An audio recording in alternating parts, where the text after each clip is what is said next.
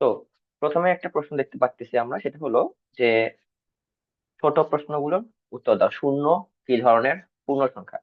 তোমরা যদি একটু ভালো করে মনে করে দেখো যে লাস্ট ক্লাসেই আমি এটা নিয়ে আলোচনা করছিলাম। আহ একটু দাঁড়াও, এটা হচ্ছে চ্যাপ্টার 3-তে।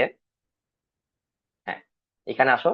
এইখানে ঠিক দেখো এই জায়গায় যে আমার এখানে দেয়া আছে স্বাভাবিক সংখ্যা, শূন্য, অঋণাত্মক পূর্ণ সংখ্যা হলো এই শূন্য এবং স্বাভাবিক সংখ্যা মিলায় যেটা থাকে সেটাকে আমরা অঋণাত্মক পূর্ণ সংখ্যা বলি। তো আমাকে যেহেতু প্রশ্নে বলে দেওয়া হচ্ছে যে শূন্য কি ধরনের পূর্ণ সংখ্যা, তাহলে এখানে হবে শূন্য একটি অঋণাত্মক পূর্ণ সংখ্যা। ঠিক আছে, আই হোপ এটা নিয়ে কোনো প্রবলেম নাই।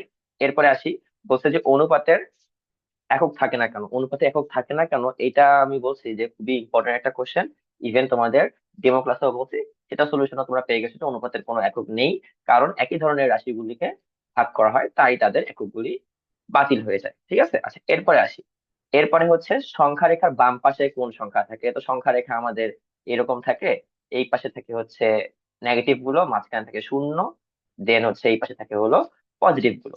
তো এটাই আমরা জানি। তো বাম পাশ বলতে তাহলে শূন্য তার বাম পাশে, তো এটা এই অনুযায়ী আমি বলতে পারবো যে হচ্ছে বাম দিকে থাকে আমাদের নেগেটিভ গুলো। ওকে, আচ্ছা 5টি বইয়ের মূল্য 280 টাকা হলে 12টি বইয়ের মূল্য কত? এটা হচ্ছে ঐকিক নিয়মের মাধ্যমে আমরা করতে পারি যে হচ্ছে 5টি বইয়ের মূল্য যদি 280 টাকা হয়, একটা বইয়ের মূল্য কত হয়, সেই অনুযায়ী 12টি বইয়ের মূল্য কত হয় সেটা হচ্ছে আমরা পাইছিলাম হলো 672 টাকা। আচ্ছা এরপরে আসি। এরপরে দেখো লাস্ট ক্লাসেই আমরা, মানে আমার সাথে তোমাদের লাস্ট ক্লাস সেটার কথা বলছি, যে এই জিনিসটাই আমরা মোটামুটি বলছিলাম যে অনেকটা এই টাইপের একটা কোশ্চেন আসছিল তোমাদের পরীক্ষায়। তো এই কোশ্চেনটাই দেখো যে a⁻0, এটা মানে কি? a⁻0 মানে 1। আমরা আগেই বার a⁻⁻4, a⁻19, মানে a square actually divided by a12। তো a⁻12, এগুলো সবগুলোই হচ্ছে এদের ভিত্তি হলো এ। যেহেতু সবগুলোর ভিত্তি আমার এ, তাহলে আমি কি বলতে পারি যে a⁻0 তো আগেই বার, তাহলে a⁻4 আছে, প্লাস হবে যেহেতু গুণ অবস্থায় আছে 19, প্লাস হবে 2 এবং বিয়োগ হবে 12। তাহলে চিন্তা করো যে এইখানে আমার কি কি আছে, যে -4 আছে, -12 আছে, মিলে হচ্ছে -16 হচ্ছে। আবার এখানে 19 আছে, তার মানে 3, 3 আর 2 যোগ করলে হয় 5। তাহলে a⁻5 হবে। ব্যাপারটা হচ্ছে এইভাবে তৈরি হয়েছে জিনিসটা। বুঝা গেছে? এখানে -12 কেন? কারণ a⁻12 হচ্ছে আমার নিচে ভাগ অবস্থায় আছে। আচ্ছা, সরল করো। সরল করো করতে দিচ্ছি আমি এটা, যে a plus third bracket b minus second bracket c minus d first bracket e minus f plus g, সবগুলো ব্র্যাকেট ক্লোজ। আচ্ছা, এখন এখানে কথা হচ্ছে আমরা তো নর্মালি তোমার সংখ্যা দিয়ে করছি। এখন আমার এখানে প্রতীক দেয়া আছে বা হচ্ছে এ বি সি ডি দেয়া আছে, তার মানে কি আমি এমন যে আমি এটা করতে পারবো না? করতে পারবো, অবশ্যই করতে পারবো। জিনিসটা খেয়াল করে দেখো, আমি যখন এই যে ব্র্যাকেটটা উঠাই দেবো, আমরা জানি যে দুই ব্র্যাকেট 3 যদি থাকে তাহলে 2 এর সাথে 3 গুণ করি, মানে 2 এর 3 হয়, ব্র্যাকেট উঠে দিলে এর হয়, বা গুণ করে দিলেও হয়ে যায়। তো চিন্তা করো যে যে আমি ব্র্যাকেট তুলে দিই তাহলে কি হচ্ছে, -d হচ্ছে, প্লাস df হচ্ছে, প্লাস dg হচ্ছে। তো -d plus df plus -dg হচ্ছে। আবার এখানে একটা সামনে মাইনাস আছে, সেই মাইনাসের জন্য প্রতিটা চিহ্ন চেঞ্জ হয়ে যাবে। বেসিক্যালি প্রত্যেকটা ব্র্যাকেট তুলবো এবং চিহ্ন চেঞ্জ হয়ে যাবে। তো এই কারণেই হচ্ছে এটার উত্তর হচ্ছে a plus B minus C plus D plus DF minus DG. আচ্ছা, এরপরে বলতেছি যে 0.5 এক্স এর সহগ কত? তো আমরা জানি যে 0.5 এক্স এটা মানে হচ্ছে 0.5 গুণ এক্স। তো আমাদের যে চলকটা আছে সেই চলকের সাথে যেটাই গুণ অবস্থায় থাকবে সেটাই হলো সহগ। তো 0.5 হচ্ছে এই এক্স এর সহগ এই ক্ষেত্রে। পরেরটাতে আসো, বলে দেওয়া আছে যে minus thrice A B C. সেটাকে আমি কি লিখতে পারি? -2 ইন্টু এ ইন্টু বি ইন্টু সি, এভাবে আমি লিখতে পারি। তো আমাকে বলছে বি এর সহগ কি। আমি আবারও বলতেছি সেম প্রশ্ন, যেটার সহগ বের করতে বলা হবে তার সাথে বাকি যা গুণ আছে সেটাই হবে আমার সহগ। তো বি এর সাথে আমার -2 ও গুণ আছে, এ ও গুণ আছে, সি ও গুণ আছে, তো এটার উত্তর হচ্ছে -2ac। ঠিক আছে, তো এইটা গেল। এরপরে আসতেছি আমার বলে দেওয়া আছে যে সরল কোণের মান কত। সরল কোণ মানে কি? 180 ডিগ্রি। সিম্পল একটা কোশ্চেন ছিল। কোন সংখ্যার সাথে এর যোগাত্মক বিপরীত সংখ্যা যোগ করলে কত হয়? এটা কিন্তু খুবই একটা আমি নিজের প্রশ্ন থেকে বলতেছি না, খুবই সুন্দর একটা প্রশ্ন। ঠিক আছে, আচ্ছা এই কোন সংখ্যার সাথে এর যোগাত্মক বিপরীত যোগ করলে কত হয়? এই জিনিসটা দেখে অনেকের মাথায় আসতে পারে যে আচ্ছা এই প্রশ্নটা কি হচ্ছে, এক কথায় কি হইতে পারে। শোনো, যখন এটা সলভ করার আগে তোমার এটা আমি কাহিনী বলি। তখন আমি এরকম কোনো কিছু হচ্ছে যেটা আমি আসলে উত্তর পাচ্ছি না, আমি এক্সাম্পলে যাবো। এই কথাটা আমি আগেও বলছি, আবারও বলতেছি। যখন আমি কোনো কিছু সলভ করতে পারবো না, ইন দ্যাট কেস আমি হচ্ছে এটার এক্সাম্পলে দেবো। ধরো কোন একটা সংখ্যা, ধরো আমি ধরতেছি যে 2, কোন একটা সংখ্যা 2, বা বাংলা যদি লিখি তাহলে 2। হ্যাঁ, তো কোন সংখ্যার সাথে এর যোগাত্মক বিপরীত, তো 2 এর যোগাত্মক বিপরীত কি? -2 না? আবার -2 এর যোগাত্মক বিপরীত কি? 2 কিন্তু। তো যোগাত্মক বিপরীত মানে হচ্ছে তোমার যে সংখ্যাটা থাকে, সংখ্যার সামনে যে চিহ্ন থাকে সেই চিহ্নটাই পরিবর্তিত হবে জাস্ট, আর সংখ্যাটা সেম থাকবে। তো 2 এর যোগাত্মক বিপরীত হচ্ছে -2, আর -2 এর যোগাত্মক বিপরীত হচ্ছে 2। তো আমরা এটা ভাইস ভার্সা বলতে পারি। তো 2 হচ্ছে আমার সংখ্যা, ধরো যে একটা সংখ্যা হচ্ছে 2, তাহলে একটা সংখ্যা আমি পাইলাম, এর সাথে এর যোগাত্মক বিপরীত সংখ্যা সেটাও পাইলাম, মানে ওকে বলছে যোগ করলে। তো ধরো যোগ করলাম, তো 2 এবং -2 যদি আমি যোগ করি তাহলে কত হয়? শূন্য হয়, কারণ এই মাইনাস এবং প্লাসে হয় -2, -2 হচ্ছে শূন্য। আবার ধরো আমি ধরছি একটা সংখ্যা হলো -2, আর -2 এর সাথে যদি আমি 2 যোগ করি সেটাও কিন্তু হয় আমার শূন্য। তো এটা আমি বলতে পারি যে প্রতিটা সংখ্যার ক্ষেত্রেই আসলে এটা অ্যাপ্লিকেবল, সেটা তোমার পজিটিভ সংখ্যা 2 হোক, সেটা তোমার নেগেটিভ সংখ্যা -2 হোক, অথবা মনে করো যে কোনো কোনো সংখ্যা -2, -3, -4, যার কথাই চিন্তা করো, তার যদি তার মানে সেই সংখ্যার সাথে যদি আমি যোগাত্মক বিপরীত সংখ্যা যোগ করি তাহলে আমি সেটা শূন্যই পাই, সেটার উত্তর এই কারণেই শূন্য। আচ্ছা, সত্য মিথ্যা যাচাই করো। এখানে a⁻−3 a⁻−2, তো -3 এবং -2 দুটাই মাইনাস আছে। আমরা জানি যে একই রকম চিহ্ন হইলে সেই দুটা কি হয়? যোগ হয়। তো এখানে আমি দেখতে পাচ্ছি -3 এবং -2 যোগ করলে হয় -5। আচ্ছা, এরপরে আছে 5 আর 2 7, তাহলে 7 আর -5 মিলে হয় হচ্ছে আমার 2, তাহলে a² হবে। আচ্ছা, আমি এবার দেখো সেম প্রশ্নটাই দিচ্ছি যে 5টি বইয়ের মূল্য 280 টাকা হলে 12টি বইয়ের মূল্য হলো 672, তাহলে এটা কি হবে? সত্য হবে। এখানে কিন্তু দেখো একসাথে আমি উত্তরটাও পেয়ে গেছো তোমাদের। আচ্ছা, এরপরে হচ্ছে -5, এই যে এটা হচ্ছে আরেকটা ইম্পর্টেন্ট কোশ্চেন। তো আমি হয়তো বা এরকম কোনো প্রশ্ন দেখিনি এখন পর্যন্ত, কিন্তু এখানে একটা খুবই বেসিক জিনিস আছে, এই কারণে আমি তোমাদেরকে এই প্রশ্নটা দিচ্ছি। ঠিক আছে, একসাথে তুমি বেসিক জিনিসটাও শিখতে পারবা, তার পাশাপাশি এই উত্তরটাও সলভ করতে পারবা। দেখো, -5u² -5u² মানে হচ্ছে এটা হচ্ছে আমার পুরো, ধরো যে একটা আমি বলতে পারি যে আহ আমার বীজগণিতিক রাশি। ঠিক আছে, তে ইউ এর ঘাত হচ্ছে 2। তো দেখো আমি যদি জিনিসটাকে একটু ভেঙে লিখি, ফাঁকা ফাঁকা করে লিখে -5u², সবগুলো ফাঁকা ফাঁকা করে লিখলাম। তো এই যে আমার রাশিটা আছে, বা পদও বলতে পারো, একটা পদ মিলে একটা রাশি তৈরি হতে পারে, সেখানে পদও বলতে পারো, রাশিও বলতে পারো, কোনো সমস্যা নাই। তো এই রাশিতে আমার ইউ এর ঘাত 2 বলতেছি। তো আমার এখানে ইউ আছে, ইউ হচ্ছে ভিত্তি, এর ঘাত 2, তার মানে আমার এই পর্যন্ত এটা যেটা আছে সেটা ঠিক আছে। ও সহগ -5। আচ্ছা, ইংলিশে অথবা বাংলায় তোমরা নিশ্চয়ই সেন্টেন্স পড়ছো, তাই না? জিনিসটা হচ্ছে দেখো যে আহ মনে করো আমি যদি বলি এরকম যে he is my brother, he is my friend. তো এইটাকে যখন তুমি একটা সেন্টেন্সে তৈরি করতে চাও, তখন আমরা দেখি যে দুটা সাবজেক্ট সেম আছে, তার মানে আমি কি বলতে পারি? He is my brother and friend, তাই না? তো এই ক্ষেত্রে আমাদের সাবজেক্ট যখন সেম থাকে, তাহলে এই অ্যান্ড দ্বারা মানে বোঝাচ্ছে যে প্রথমে যেটা আছে সেটাই বোঝায়। তাহলে সেম জিনিসটা এখন আমি এইখানে একটু খেয়াল করে দেখো, -5u² তে ইউ এর ঘাত হলো 2, ও সহগ হলো -5। তাহলে ইউ এর ঘাত, এখানে আমি ইউটাকে ধরতেছি কমন জিনিস, তো ইউ এর ঘাত আমি 2 পাচ্ছি, আবার বলছি ইউ এরই সহগ হচ্ছে -5। কিন্তু আমরা জানি যে একটা পদের ক্ষেত্রে যদি কোনো আমার চলক দেয়া থাকে, সেই ক্ষেত্রে যেটা আমার গুণ অবস্থায় থাকে সেটাই হলো আমার কি? সহগ। তাহলে এই ক্ষেত্রে আমি এটা কি বলতে পারি? -5 গুণন ইউ² না? তো -5 কার সহগ? ইউ² সহগ না? এটা কি ইউ এর সহগ হবে? এটা কিন্তু ইউ² সহগ, নট ইউ এর সহগ। So, এই কারণে এটা ফলস, মিথ্যা। আমি কি তোমাদেরকে বুঝাতে পারছি?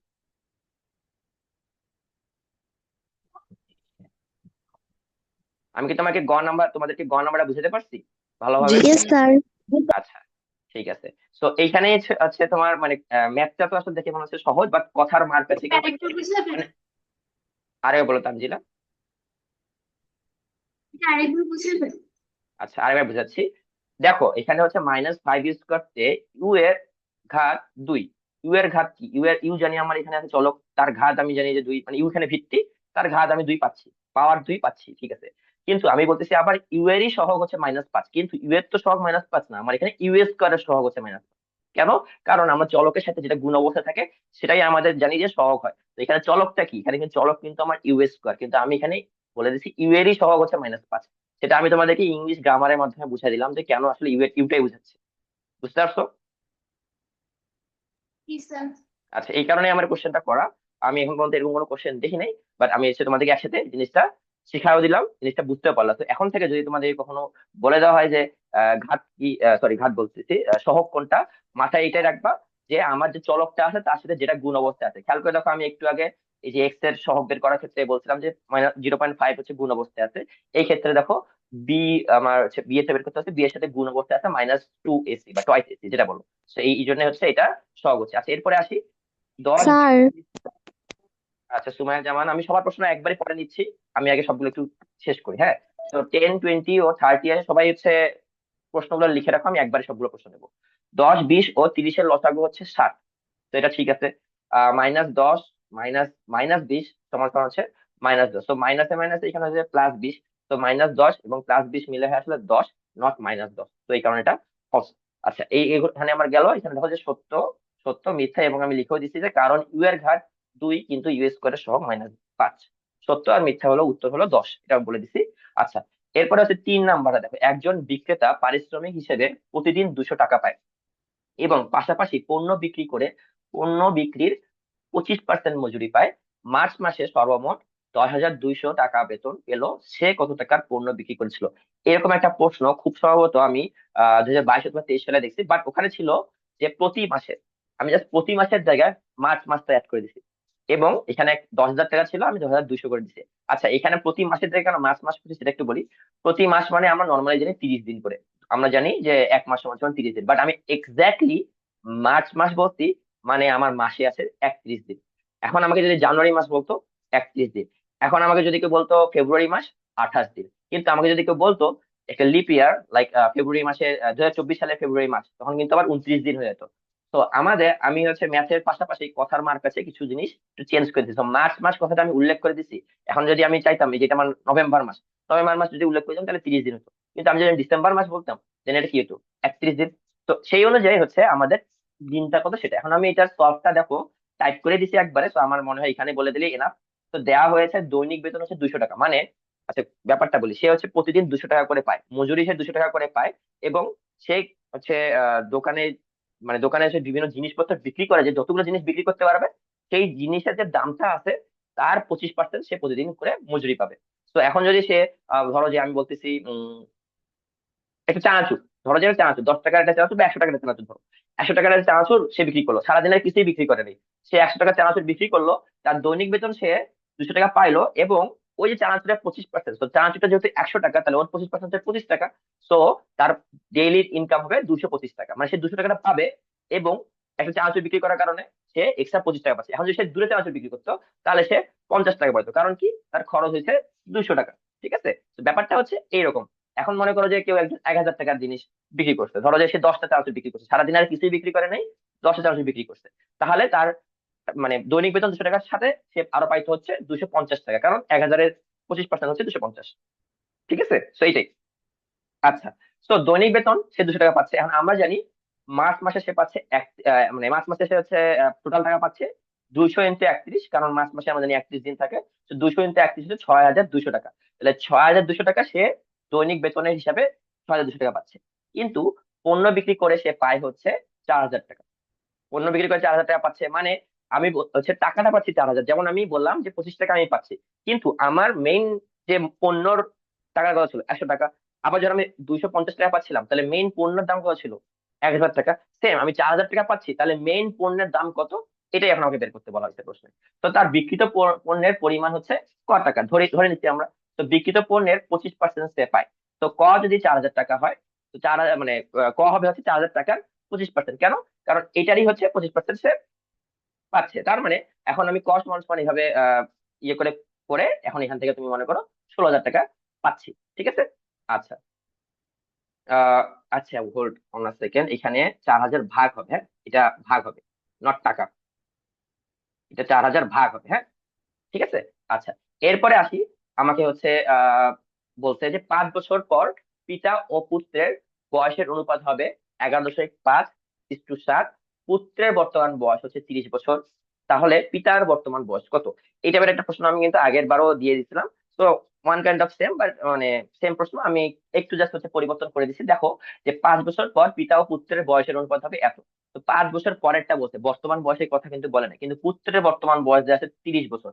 তাহলে আমাকে যেহেতু 5 বছরের পরের অনুপাত দেওয়া আছে, তাহলে আমি এখন পুত্রের বয়সটা 5 বছর পরে নিয়ে যাই। তো এটাই করছি। দেখো খেয়াল করে যে দেওয়া হয়েছে পুত্রের বর্তমান বয়স হচ্ছে 30 বছর। তো 5 বছর পর পিতার বয়সের সাথে পুত্রের বয়সের অনুপাত হচ্ছে এটা দেওয়া আছে, এবং 5 বছর পর ছেলের বয়স হবে হচ্ছে 35 বছর। তো আমি 5 বছর পর ছেলের বয়স 35 বছর পাইছি, এবং 5 বছর পর দুজনের অনুপাত পাইছি। তার মানে আমি তোমাদের একটা জিনিস পড়াইছিলাম যে যখন অনুপাত পাবো এবং একটা ভ্যালু পাবো, ঠিক আছে, যে কোনো একটা রাশির মান পাবো, তাহলে আমরা অন্য একটা রাশির মান ইজিলি বের করতে পারবো। তো তাহলে 5 বছর পর বাবার বয়স হবে, তো যেটা আমাদেরকে দেয়া থাকবে সেটা আমি লিখবো, এবং যেটা আমরা বের করব সেটা হচ্ছে থাকবে উপরে। তো আমরা বের করছি পিতার বয়স, তো পিতার বয়স এই জন্য উপরে, যার সাথে কম্পেয়ার করছি সেটা হচ্ছে থাকবে নিচে। তো 7 নিচে। তো 11.5 ভাগ 7 গুণ 35, সেটা আসলে 57.5 বছর হচ্ছে। তাহলে পিতার বর্তমান, আমরা কিন্তু এটা পাইছি 5 বছর পর, তো বর্তমান বয়স নিশ্চয়ই আরো 5 মাইনাস হবে, তো এই কারণে 52.5 বছর। আই হোপ এই পর্যন্ত কারো কোনো কোশ্চেন্স নাই। এরপরে বলতেছি যে কোনো একটি হোটেলে 1000 জনের জন্য 70 দিনের খাদ্য আছে, 10 দিন পর ওই হোটেলে আরো 200 জন মানুষ এলো। ওই হোটেলে মজুতকৃত খাদ্যে 50 জন মানুষের কতদিন চলবে, বাকি খাদ্যে কতদিন চলবে? আচ্ছা, যখন বলছে ওই হোটেলে মজুতকৃত খাদ্যে, তো মজুতকৃত খাদ্যে 50 জন মানুষের কতদিন চলবে, তখন এটা দ্বারা মানে এটা বোঝাচ্ছে যে 10 দিন পর যে 200 জন অ্যাড করা হয়েছে, এটা কিন্তু অ্যাড এখনো হয়নি। কারণ কি, মজুতকৃত খাদ্য মানে যে খাদ্যটা দেয়া আছে সেটা এখন 50 জন খাবে কি হবে, বেসিক্যালি প্রথম সেন্টেন্স আলোকে তোমার ক নাম্বার প্রশ্নটা করাইছে। তো ঐকিক নিয়ম চিন্তা করো যে 100 জন হচ্ছে 70 দিনে খাচ্ছে, তাহলে একজন হচ্ছে, আমরা জানি যে আমি হচ্ছে খাচ্ছি হলো 70 জন সহজে খাবারটা, মানে সরি 1000 জন মিলে যে খাবারটা খাচ্ছি 70 দিনে, মানে আমি একাই যদি খাই সেই খাবারটা, তাহলে নিশ্চয়ই আরো আমাকে বেশি সময় লাগবে। আর আমরা জানি যে যখন কোনো কিছু বেশি হয় তখন হয় হচ্ছে গুণ। দ্যাটস ওয়াই এখানে আসার পরে গুণ হয়েছে। দেখো যে 1000 জন খায় হলো 70 দিনে, একজন খায় হলো 70 গুণ 1000 দিনে। এরপরে 50 জন খায় হলো 70 গুণ 1000 ভাগ 50, যেটা আসলে 1400 দিনে। ঠিক আছে, এখন খ নাম্বারে আসি। খ নাম্বারটা বলছে বাকি খাদ্যে কতদিন চলবে। সো খেয়াল করে দেখো, আমাকে অলরেডি বলছে 10 দিন পর ওই হোটেলে আরো 200 জন মানুষ এলো। এখন অনেকে মাথায় এই প্রশ্নটা আসতে পারে যে আচ্ছা, তাহলে প্রথম 10 দিনে খাদ্যের কত অংশ চলে গেছে সেটা আমি হিসাব করব। কিন্তু এটা হিসাব করার কোনো দরকার নাই। কেন? কারণ আমি জানি যে খাবার যেটা লিমিটেড করা হয়েছে সেই খাবারটা তো সেই 70 জনের জন্যই আসলে ছিল, সেটা কত ভাগ গেছে কত ভাগ আছে এটা তোমার কোনো দরকারই নেই। তো এই কারণে দেখো আমার এখানে বলে দেওয়া আছে যে 1000 জনের জন্য 70 দিনের খাদ্য আছে, আবার 10 দিন পরে 200 জন আসে। তো মানুষ যেহেতু 200 জন বাড়ছে, তাহলে আগে ছিল 1000 জন, মানুষ বাড়ছে হচ্ছে 200 জন, তাহলে টোটাল মানুষ হচ্ছে কত? 1200 জন। আর অলরেডি 10 দিন পার হয়ে গেছে। তো এই কারণে 70 - 10 60 দিন আছে। তো এই জিনিসটাই করছি। খেয়াল করে দেখো যে বাকি দিন আছে হলো 60 দিন, মানুষ হচ্ছে 1200। তো 10 জন খায় হলো 60 দিনে। কারণ আমার খাবার, তুমি যেটা বলতেছিলাম যে খাবারের অংশ কতটুকু চলে গেছে, এটা আমার হিসাব করা লাগবে না। কেন? কারণ 1000 জনের মানে ওই যে খাবারের অংশটা যেটা চলে গেছে সেটা চলে গেছে, কিন্তু বাকি অংশটা 60 দিনে 1000 জনের জন্যই কিন্তু ছিল। জিনিসটা তুমি চিন্তা করো, দাঁড়া আমি এটাকে একটু যদি ভালোভাবে এক্সপ্লেন করি আরো ভালো হবে। খেয়াল করে দেখো, মনে করো একটা খাবার হচ্ছে এতটুকু আছে, তো এটা হলো 70 দিনে মানুষ খাবে। তো ধর 10 দিনে হচ্ছে এতটুকু চলে গেছে, এটা হচ্ছে 10 দিনের খাবার। বাকি এই যে এতটুকু অংশ হচ্ছে 60 দিনে খাবে। তো এই যে এইটা ছিল 70 জন খাবে হলো, 70 দিনে খাবে হচ্ছে 1000 জন। তো এই যে খাবারটা আছে এটাও তো নিশ্চয়ই 60 দিনে খাবে মানুষ 1000 জনই। তো আমার খাবারটা কতটুকু অংশ চলে গেছে সেটা আমাকে হিসাব করতে হবে না। তো 60 দিনে 1000 জনই খাচ্ছে। তাহলে এখন আমি যদি বলি যে 1200 জন কতদিনে খাইতে পারবে, এটা জাস্ট আমাকে বের করতে হবে। তো এটা জাস্ট সেম ঐকিক নিয়মে করতে হবে। আমি পাচ্ছি 50 দিনে। ঠিক আছে, আচ্ছা। তো এখন পর্যন্ত যেগুলো কোশ্চেন দেখতে পাচ্ছি এগুলো হলো মোটামুটি একটু টাফার, বাট এটা হচ্ছে সব থেকে সহজ। আমি বলবো যে এই যে পুরো প্রশ্ন যেটা আছে সব থেকে সহজ প্রশ্ন হচ্ছে এটা, যে রাজন একটি 2 লিটার খালি বোতলে কিছু পানি ঢাললো। ঢাললো খ প্রথমে। নাম্বারটা আবার বোঝানো ভালো হতো। কোনটা? কোন অংশটা? পাশের খ। পাঁচের খ? কোথায় বোঝো নাই? পুরোটাই বোঝো নাই স্যার নাকি? একটু বুঝিয়ে দিলে ভালো হতো। আচ্ছা, তাহলে যেহেতু পুরোটাই বোঝো নাই, তাহলে আমার কাছে মনে হয় যে তুমি হচ্ছে আমার রেকর্ডেড ক্লাসে দেখে নিলেই পারবে। কারণ পুরোটা আবার রিপিট করতে গেলে দেখা যাবে যে যেটুকু সময় দিছি আবার সেম জিনিসই তো আমি বলবো, তাই না? ঠিক আছে? তো রেকর্ডেড ক্লাসে দেখে নিও ভাইয়া কাইন্ডলি। আচ্ছা, এরপরে আসি যে রাজন একটি 2 লিটার খালি বোতলে কিছু পানি ঢাললো। প্রথমে সে বোতলে 3/5 অংশ পানিতে ভরলো, আর তারপর সে আরো 0.25 লিটার পানি যোগ করলো এবং শেষে আরেকটু পানি যোগ করে বোতলটি পুরোপুরি পূর্ণ করলো।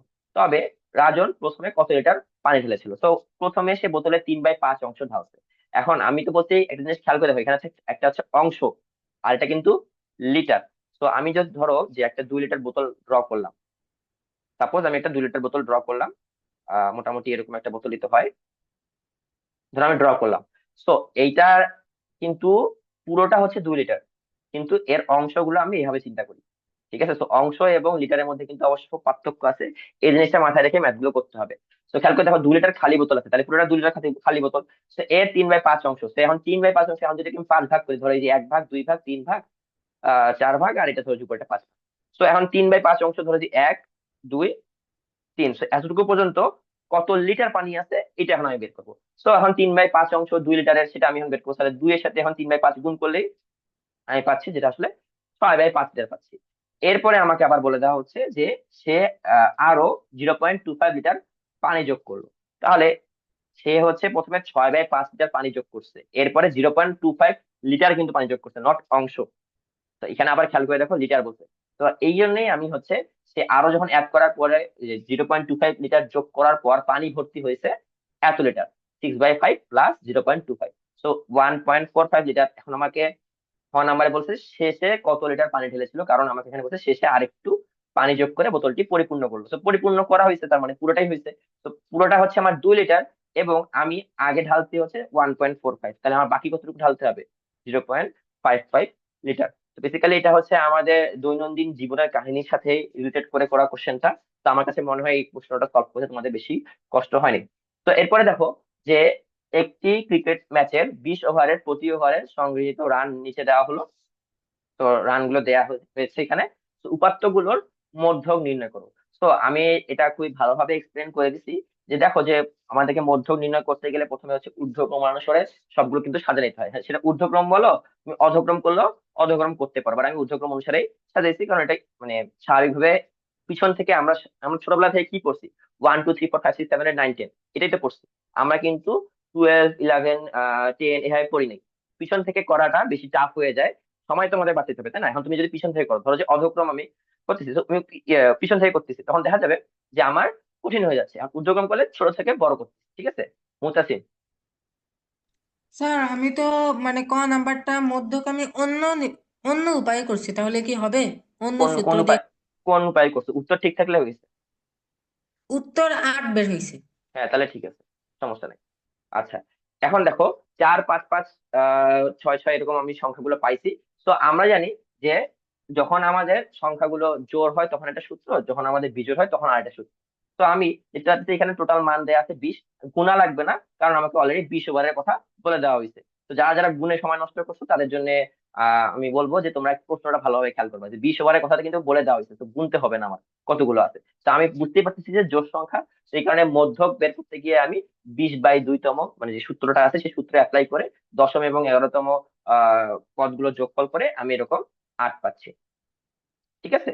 আচ্ছা, এখন আসি হচ্ছে উপাত্তগুলোর প্রচুরক ও গড় নির্ণয় করো। তো প্রচুরক, প্রচুরক মানে আমরা কি জানি? প্রচুরক মানে হচ্ছে প্রচুর, এখানে বুঝতে পারছো প্রচুর। প্রচুর মানে কি? যেটা সব থেকে বেশি আছে, প্রচুর ভাবে আছে। এই কারণে আমি বলতে পারি যে সব থেকে বেশি যেটা, সেটা হচ্ছে খেয়াল করে দেখো যে 5 7 8 এবং 9। কেন সবগুলো? কারণ 5 হচ্ছে 3টা আছে, 7 হচ্ছে 3টা আছে, 8ও দেখো 3টা আছে, 9 হচ্ছে 3টা আছে। এখানে সামহাও 8 একটা মিস চলে গেছে, সেখানে 8ও চলে আসবে। ঠিক আছে? আচ্ছা, তো এরপরে হচ্ছে স্যার বলে দাও। হ্যাঁ, আব্দুল্লাহ জাকারিয়া স্যার নূর। আমার প্রচুরক নেই, এখন কি কিছু হবে? সরি, আবার বলো। কারণ আছে, আমি দিয়েছি, এখানে প্রচুরক নেই কারণ এখানের মধ্যে তো তিনটি রয়েছে, এজন্য। এখন আচ্ছা, কি না নাম্বার পাবো? না, এটা নাম্বার কাটা যাবে। কেন যাবে সেটা একটু তোমাকে বলি, দাঁড়াও। তোমাদের বইয়ে খুব সম্ভবত এরকম একটা আছে যেখানে অনেকগুলো প্রচুরক আছে, দাঁড়াও ওয়েট।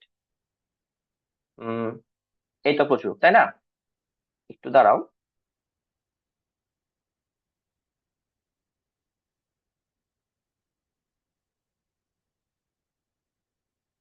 আচ্ছা, মেবি এখানে নাই এক্সাম্পল, বাট প্রচুরক হচ্ছে, শোনো আমি বলি, প্রচুরক হচ্ছে তোমার যতগুলো থাকবে ততগুলোই হবে, বুঝা গেছে?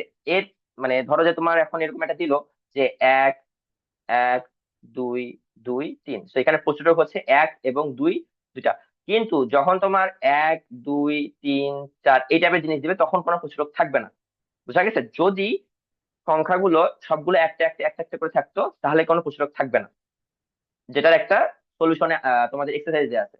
আহ 1 মিনিট দাঁড়াও, এই যে এখানে একটা তোমাদের এক্সারসাইজে একটা কোশ্চেন আছে। এই যে এই প্রশ্নটা দেখো যে কোন উপাত্তের সাংখ্যিক মান 4 5 6 7 8 8, আচ্ছা এটা না, ওয়েট, এই যেটা 3 4 6 7 8 9 10 11 সাংখ্যিক মানে উপাত্তের প্রচুরক নির্ণয় করো। এটার কোনো প্রচুরক নাই, কারণ সবগুলো একটা একটা করে আছে, সবগুলো একটা একটা করে থাকলে কোনো প্রচুরক থাকবে না। কিন্তু সবগুলা যদি দুটো দুটো করে থাকতো তখন আমি বলতে পারতাম যে হ্যাঁ এটা প্রচুরক সবগুলো, ঠিক আছে? মানে একটা একটা করে যতগুলো তোমার থাকবে সেই অনুযায়ী আমার প্রচুরক হবে, ঠিক আছে? বুঝা গেছে? এবং গড় নির্ণয় করো, সবগুলো যোগ করে আমাদের যতগুলো সংখ্যা আছে সেটা দিয়ে ভাগ করলেই হয়ে যায়। ওকে, স্যার, আচ্ছা, জি বলো। স্যার এখানে যোগফল তো 157 হয়। আচ্ছা, যোগফল হচ্ছে 157 হয়। ওকে দেন, যোগ করে দেখতে হবে অ্যাকচুয়ালি। মনে করো যে 4 5 হচ্ছে 9, 9 5 14, 14 5 হচ্ছে 19, 19 6 হচ্ছে 25, 25 আর 6 হচ্ছে 31, 38, 45, 52, 60, 68, দেন হচ্ছে 76, 83, দেন হচ্ছে 92, 101, 111, 121, দেন হচ্ছে 132, 143, 153 তো হচ্ছে। আমি তো মুখে মুখে কাউন্ট করে দেখছি 153 হয়। আচ্ছা স্যার পরে আমি আরেকবার ক্যালকুলেটরে করতে আচ্ছা হবে। আমি আরেকবার 57 আচ্ছা আচ্ছা আমি আরেকবার রিচেক করবো, রিচেক করার পরে চেক করবো, সমস্যা নেই। ওকে, আচ্ছা আসো, চিত্র সহ সংজ্ঞা দাও। আচ্ছা এটা হচ্ছে তোমাদের পুরোপুরি বইয়ের প্রশ্ন, যে সমান্তরাল রেখা, পূরক কোণ, সম্পূরক কোণ, সন্নিহিত কোণ, বিপরীত কোণ। আশা করি এখানে কোনো কারো কোশ্চেন থাকবে না। তো এই কোশ্চেন গুলো হচ্ছে তোমরা চেক করে নিও। আচ্ছা এরপরে হচ্ছে 9 নম্বরে বলছে যে এ সমান সমান হচ্ছে 4m plus twice N minus 5p, B সমান সমান হচ্ছে 10n minus 5m plus 3p, and C হচ্ছে 9p minus 14n sir twice M. জি বলো। আমি প্রশ্ন সবারটা স্যার পরে নিবো, আগে শেষ করি সবগুলো। তো 9 এর ক নাম্বার হচ্ছে 6a minus 4b plus 7c এর মান নির্ণয় করো। তো আমি দেখতে পাচ্ছি এ এখানে দেয়া আছে, বি দেয়া আছে এবং সি দেয়া আছে। তো 6a তার মানে কি, এটাকে 6, মানে প্রত্যেকটা পদকে আমরা 6 দিয়ে গুণ করব। বি আছে, সবাই একটু মিউট করি কাইন্ডলি, সবাই একটু মিউট করো প্লিজ। ওকে, আচ্ছা, তো আমি এখানে দেখতে পাচ্ছি যে হচ্ছে 4b আছে, তো 4 দিয়ে গুণ করতে হবে। সি হচ্ছে আমার 7 দিয়ে গুণ করতে হবে, তারপরে হচ্ছে জাস্ট যোগ করে দিতে হবে, মাঝখানে একটা মাইনাস চিহ্ন আছে, সেই মাইনাসটা আমাদের খেয়াল রাখতে হবে। আচ্ছা এখন এটা করার পরে যেটা আসছে সেটা তোমরা আই গেস এখানে দেখলেই পেরে যাবা, আমার মনে হয় না এখানে কারো কোনো কোশ্চেন থাকা উচিত। আচ্ছা এরপরে হচ্ছে দেখতে পাচ্ছি যে এ মাইনাস সি এর সাথে কত যোগ করলে বি এর সমান হবে। আচ্ছা এ মাইনাস সি এর সাথে কত যোগ করলে বি এর সমান হবে, এই জিনিসটা খুব সহজ ভাবে করার নিয়ম হচ্ছে, তুমি ধরো যে আমি এক্স যোগ করতেছি, যেটা আমি করে দিচ্ছি, দেখো যে এ মাইনাস সি এর সাথে এক্স যোগ করতে হবে। তো এ মাইনাস সি যদি আমি এক্স যোগ করি সেটাই আমার কত হবে, বি এর সমান হবে, এই কথাটা বলে দিচ্ছি। তাহলে এ মাইনাস সি প্লাস এক্স হচ্ছে আমার বি। তাহলে জাস্ট এক্স এর মানটা কত যোগ করতে হবে, তাহলে এক্স টাই যোগ করতে হবে, তাহলে এক্স এর মান নির্ণয় করে হয়ে যাচ্ছে। তাহলে এক্স বাদে বাকি সবগুলো আমরা একদিকে নিয়ে যাচ্ছি। তো এখানে এ এর সামনে আছে পজিটিভ, এখানে এই পাশে পাঠিয়ে দিলে নেগেটিভ, আবার সি এর সামনে নেগেটিভ আছে, ওই পাশে পাঠিয়ে দিলে হচ্ছে হয়ে যাচ্ছে positive. So 10n minus 5m plus 3p minus 4m plus 2n minus 5p, এইসব কিছু করার পরে যেটা উত্তর আসছে সেটা হলো -7m minus 6n plus 17p, এটা হচ্ছে আমার উত্তর। আচ্ছা এরপরে সব থেকে ভাইটাল প্রশ্ন এটা হলো যে নিচের চিত্রে এ বি এবং সিডি একে অপরের সমান্তরাল, কোন এক্স এর মান নির্ণয় করো। আচ্ছা জিনিসটা দেখো যে এইখানে এ বি এবং সিডি যেহেতু সমান্তরাল, এবং আমি যদি এটার নাম ধরো যে আপাতত দেয়া নেই, ধরো যে দিলাম হচ্ছে ইএফ, ঠিক আছে? ইএফ দেখো আমাকে ছেদ করতেছে এই দুজনকে, হ্যাঁ। তো এখন আমি এটা যদি 60 ডিগ্রি হয়, এটা একান্তর কোণ হওয়ার কারণে এটাও হবে 60 ডিগ্রি, ঠিক আছে? আবার ইএফ টা চিন্তা করো, একটা হলো সরল রেখা, তাহলে এটা 115 ডিগ্রি যদি হয়, আমরা জানি যে একটা সরল কোণ হচ্ছে 180 ডিগ্রি, তাহলে এটা যদি 115 ডিগ্রি হয় তাহলে এটা কত হবে, 65 ডিগ্রি হবে না? 65 ডিগ্রি। এখন কেউ যদি বুদ্ধিমান হয় তাহলে সে খুব তাড়াতাড়ি বের করতে পারবে যে আমরা জানি যে বহিস্থ কোণ হলো বাকি দুটো অন্তঃস্থ কোণের যোগফল এর সমান, ঠিক আছে? বহিস্থ কোণ হলো এক্স, এটা হলো 60 ডিগ্রি প্লাস 65 ডিগ্রি, মানে বহিস্থ কোণ হলো এক্স, সেই এক্স এর মান হলো বাকি দুটো অন্তস্থ কোণের যোগফলের সমান। এটা যদি কেউ করতে না পারো, তারপর আর একটা বুদ্ধি আছে, সেটা হলো যে এটা তো একটা ত্রিভুজ, তাই না? ধরো যে এটার নাম দিচ্ছি আমি এফ, ধরো জি এবং এইচ, এফ জি এইচ, এটা তো একটা ত্রিভুজ। তো এটা যদি 60 হয়, এটা যদি 65 হয়, আবার এটা আমার কত হবে, 180 থেকে বিয়োগ করতে হবে, তাই না? 180 থেকে বিয়োগ করব, যেটা মান আসবে সেই মানটা আবার এখান থেকে আমার যেটা সরল রেখা আছে সেটা আবার 180 থেকেও আবার বিয়োগ করতে হবে। তো আলটিমেটলি আসলে 60 প্লাস 65 ডিগ্রি, যেটা আমার যোগ করে পাচ্ছি 125 ডিগ্রি, সেটাই আসবে। বুঝা গেছে? আচ্ছা, এরপরে হচ্ছে আমি 11 নম্বরে আসি। বলছে কোণ এক্স এর মান নির্ণয় করো। আচ্ছা, দেখো এখানে 50 ডিগ্রি আছে, এটার ঠিক বিপরীত কোণ এটা, তার মানে এটা আমি বলতে পারি 50 ডিগ্রি। আর এটা যেহেতু আমার 90 ডিগ্রি দেয়া আছে, আমি জানি যে পুরো সরল রেখা মানে সরল কোণের যোগফল হলো 180 ডিগ্রি, বা সরল কোণটাই হলো 180 ডিগ্রি। সরল রেখা যে কোণটা তৈরি সেটাই হলো 180 ডিগ্রি। তাহলে এটা যদি 90 হয়ে গেছে, এটা 50 হয়ে গেছে, তাহলে বাকিটা কত? 40 ডিগ্রি।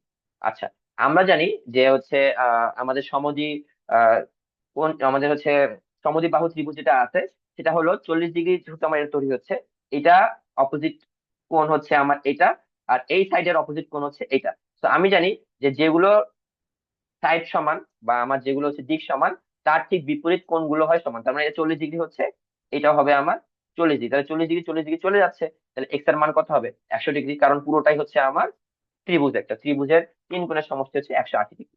আচ্ছা, প্রমাণ করো একটি সরলরেখার একটি বিন্দুতে অপর একটি রশ্মি মিলিত হলে যে দুটি সন্নিহিত কোণ উৎপন্ন হয় তাদের সমষ্টি হচ্ছে দুই সমকোণ। এটা হচ্ছে বইয়ের একটা প্রশ্ন।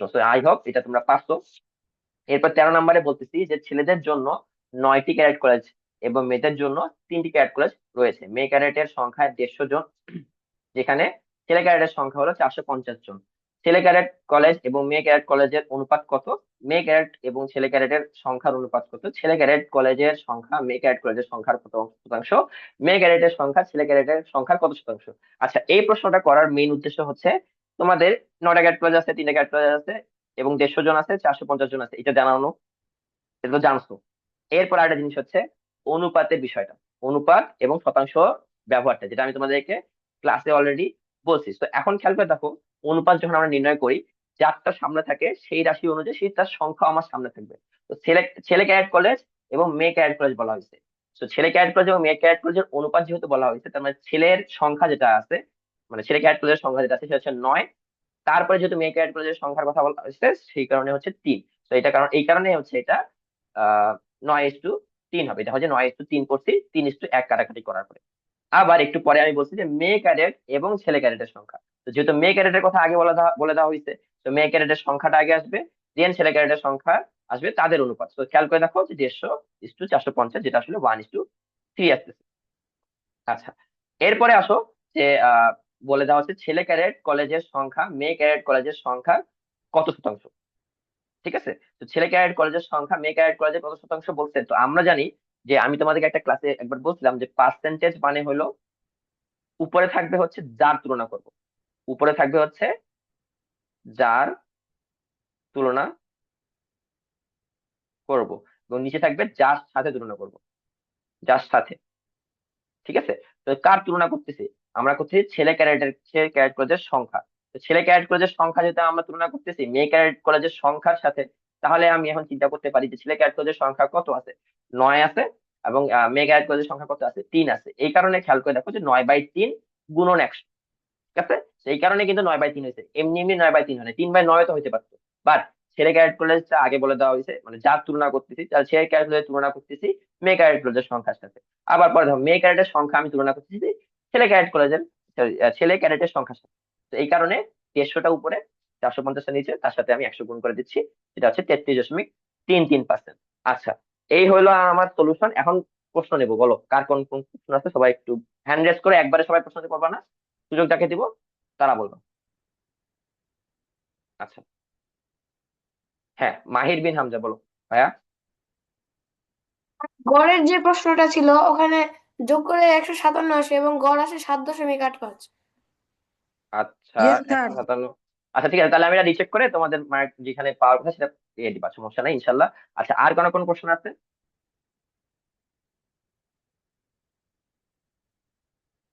আচ্ছা, সাবিবা হোসেন আরিশা।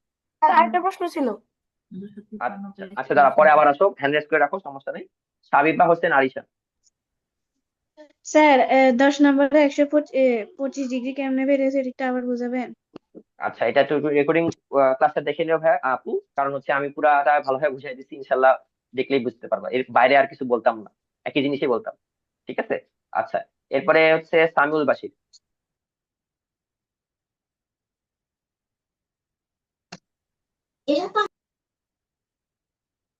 প্রশ্ন তাড়াতাড়ি করবা, নাহলে আমি পরের জনের কাছে যাবো। আচ্ছা, সিদ্ধাতুল মুনতাহা অথই। স্যার ছেলে সিদ্ধাতুল মুনতাহা অথই। স্যার ছেলে ক্যান্ডিডেটের সাথে যে স্যার মেয়ে ক্যান্ডিডেট যে শতাংশটা বেরিয়েছে স্যার ওটা একটু আবার বুঝাই দিবেন। এটা আমি বলছি অলরেডি, যে হচ্ছে ছেলে এই যে ক্যাডেট কলেজের সংখ্যা যারটা তুলনা করব সেটা থাকবে উপরে, যার সাথে তুলনা করবো সেটা থাকবে নিচে। তো ছেলে ক্যাডেট কলেজের সংখ্যা হচ্ছে, যেহেতু আমার 9টা, এই কারণে 9 উপরে, তার নিচে থাকবে হলো মেয়ে ক্যাডেট কলেজের সংখ্যা, যেটা হচ্ছে 3। 9/3, তার সাথে 100 গুণ করতেছি। মাহির বিন হামজা, মিউট করো। তো ছেলে ক্যাডেট কলেজের সংখ্যা উপরে এবং মেয়ে ক্যাডেট কলেজের সংখ্যা এই জন্য নিচে, দিয়ে 100 গুণ করে দিচ্ছি। 9/3 গুণ 100, সেটা হচ্ছে 300%। আচ্ছা, আরেকটা জিনিস বলি, তোমাদের অনেকের ধারণা থাকতে পারে যে সবসময় পার্সেন্টেজ হচ্ছে 100 এর নিচে হবে, না, এটা ভুল ধারণা। পার্সেন্টেজ কখনো 100 এর নিচে হয় না, 100-র উপরেও হতে পারে। ঠিক আছে। সবসময় যে আমরা বলি যে 100% শিওর, আর সেটা শিওরিটির ক্ষেত্রে সবসময় আমরা 100% শিওর বলি, শিওরিটির ক্ষেত্রে। বাট অনেক ক্ষেত্রে দেখা যায় যে হচ্ছে, যদি তুলনা করার কথা বলা হয় বা পার্সেন্টেজ বের করার কথা বলা হয়, ওই ক্ষেত্রে 100-র বেশিও হইতে পারে। ঠিক আছে, এটা নিয়ে কারো কোনো সমস্যা আই গেস নাই। আচ্ছা, এরপরে হচ্ছে মারিয়া। আচ্ছা, ও আবার হ্যান্ড ডাউন করে ফেলছে। এরপরে হচ্ছে হারুনুর স্যার রশিদ মাহি।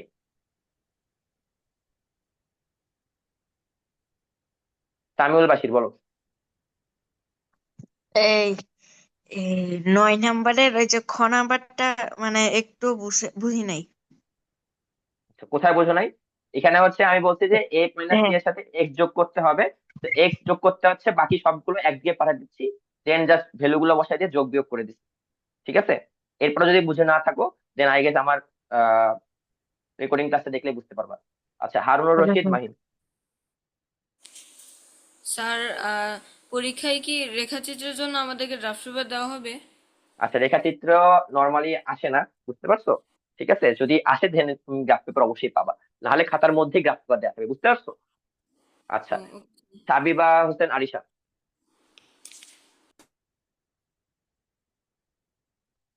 সাবিবা হোসেন আরিশা যেহেতু নাই। আচ্ছা, আইমান শাহ মুনির।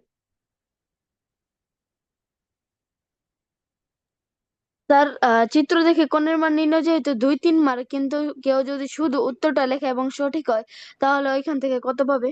আচ্ছা, এখন আমি তো তোমাকে জিনিসটা বলি, এর আগে একজন মানে কোশ্চেন ব্যাখ্যা করছিল। না লেখে। হ্যাঁ, আমি তোমাকে বলতেছি, শোনো। জিনিসটা হচ্ছে যে এখন তোমার 2-3 মার্ক দেওয়া আছে, ব্যাখ্যাটা লেখা জরুরি। ঠিক আছে। আচ্ছা, এখন কথা হচ্ছে যে ধরো তোমাকে 2-3 মার্ক দিয়ে দিছে, বাট জায়গা দিতে ছোট, তো তুমি এখানে ব্যাখ্যা লিখতে পারবা? পারবা না কিন্তু। তো তোমাকে দেখে এখানে বুদ্ধিমত্তা খাটাইতে হবে, যে আচ্ছা আমার জায়গা দিয়ে দিছে, তার মানে আমাকে ব্যাখ্যা লিখতে হবে। যদি জায়গা না দিয়ে দেওয়া থাকে, দেন বুঝতে জাস্ট আনসার লিখতে হবে। বুঝা গেছে? জি স্যার। তো যে উত্তরটা বের করতে পারবে সে তো অবশ্যই ব্যাখ্যাটা লিখতে পারবে। তো আমার মেইন টার্গেট ছিল তোমরা উত্তরটা বের করাই। ঠিক আছে, তো ব্যাখ্যা তো ইনশাল্লাহ পারবাই। আচ্ছা, এরপরে হচ্ছে মুস্তাসিম। স্যার কত যেন 7-এর খ নাম্বারে প্রচুরক নেই, এটা ভুল হয়েছে, কিন্তু গড়টা সঠিক হয়েছে, তাহলে কি অর্ধেক মার্ক পাবো? হ্যাঁ, যেটা যদি হয় সেটা হচ্ছে অর্ধেক তুমি পাবা। ঠিক আছে। আচ্ছা, সুমাইয়া জামান। স্যার -5u², এখানে তো আমরা জানি ইউ চলক আর 2 ঘাত, তাহলে উম, মানে প্রশ্নে আবার u² কে চলক কেন বলা হলো? আচ্ছা, পুরোটাই হচ্ছে আমার, চলো হ্যাঁ, এখন তোমাকে যদি বলা হয়তো যে হচ্ছে এই পুরো যে ইয়েটা আছে ইউ স্কোয়ার, সেটার সাথে তোমার যেটা গুণ অবস্থা থাকবে। এখন মনে করো, যদি তোমাকে বলা হয় যে -5 ইউ স্কোয়ার, এটা মানে কি -5 গুণন ইউ স্কোয়ার না? নাকি তুমি এভাবে লেখো যে -5 গুণন ইউ গুণন ইউ, এভাবে লিখো? এভাবে কিন্তু তুমি লিখো না, জিনিসটা এভাবেই লিখো। ঠিক আছে, তো এটারই আসলে সহগ হচ্ছে -5। তোমাকে যদি বলা হয়তো যে ইউ স্কোয়ারের সহগ কত, তুমি কিন্তু -5 বলতো। ঠিক আছে, তুমি কিন্তু ইউ এর সহগ এই ক্ষেত্রে বলতো না। বুঝা গেছে? জি স্যার স্যার। তার একটা ওকে। কোশ্চেন হ্যাঁ, বলো। স্যার, মানে উপাত্তে যদি প্রত্যেকটা সংখ্যায় 2টা অথবা মানে এরকম ভাবে প্রত্যেকটা সংখ্যায় সমান সংখ্যক কিন্তু একটার বেশি করে থাকে, তাহলে কি প্রচুরক সবগুলোই হবে নাকি কোনোটাই হবে না? আচ্ছা, এই ক্ষেত্রে হচ্ছে তুমি সবগুলো মানে সবগুলো বলতে ইহাই বলবা না যে 2 2 3 3, ইহাই বলবা না 2 3 4, মানে একটা একটা করে লিখে দিবা।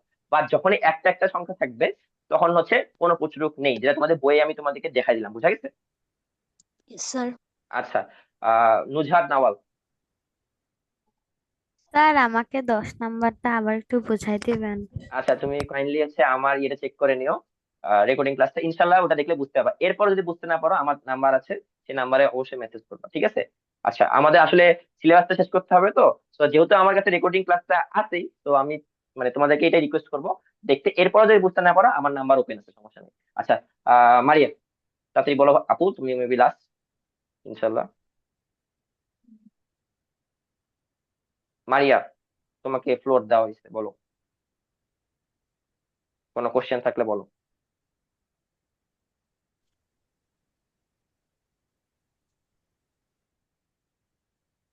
তুমি আনমিউট করছো, বলো।